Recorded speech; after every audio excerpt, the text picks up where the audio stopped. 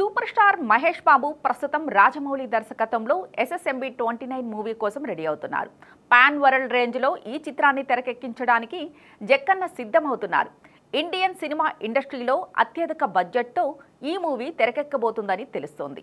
Script work అయితే complete అయిపోయింది, కానీ ఈ సినిమా అప్డేట్ ఏంటనేది ఎవరికీ తెలియదు.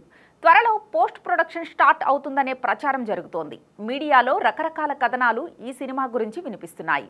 వీటిలో కూడా స్పష్టత లేదు. ఇదిలా ఉంటే మహేష్ బాబుతో సినిమా కోసం రాజమౌళి కనీసం 2 నుంచి 3 ఏళ్ల సమయం తీసుకునే ఛాన్స్ ఉంది. ఆ తరువాత ఇతర దర్శకులతో మూవీస్ చేసే అవకాశం ఉంటుంది.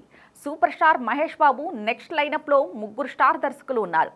రాజమౌళితో ఎస్ఎస్ఎంబి 29 చిత్రాన్ని దుర్గా ఆర్ట్స్ బ్యానర్ నిర్మిస్తోంది. ఈ మూవీ కంప్లీట్ అయ్యేలోపు సందీప్ రెడ్డి వంగా దర్శకత్వంలో ఎస్ఎస్ఎంబి 30 సినిమాని అనౌన్స్ చేసే ఛాన్స్ ఉండొచ్చనే మాట వినిపిస్తోంది. టీ సిరీస్ ఈ చిత్రాన్ని నిర్మించే అవకాశం ఉంటుంది.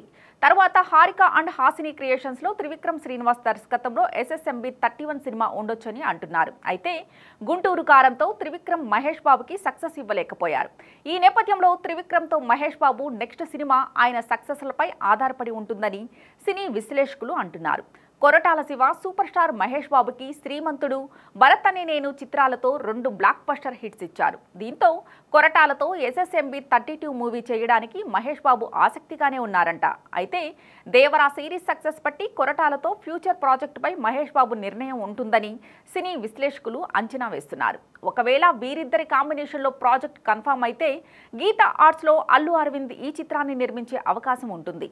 సందీప్ రెడ్డి వంగా దర్శకత్వంలో మూవీ ప్లానింగ్ అయితే ఎప్పటినుంచో ఉంది. అయితే సరిపోయే కథ కోసం ఇద్దరు వెయిట్ చేస్తున్నారు. తరువాత త్రివిక్రమ్ శ్రీనివాస్, కొరటాల శివలతో మూవీ చేయాలంటే నెక్స్ట్ వీరు బ్యాక్ టు బ్యాక్ సక్సెస్లు అందుకొని పాన్ ఇండియా లెవెల్లో ప్రూవ్ చేసుకుంటేనే సాధ్యం అవుతుందని చెప్పొచ్చు.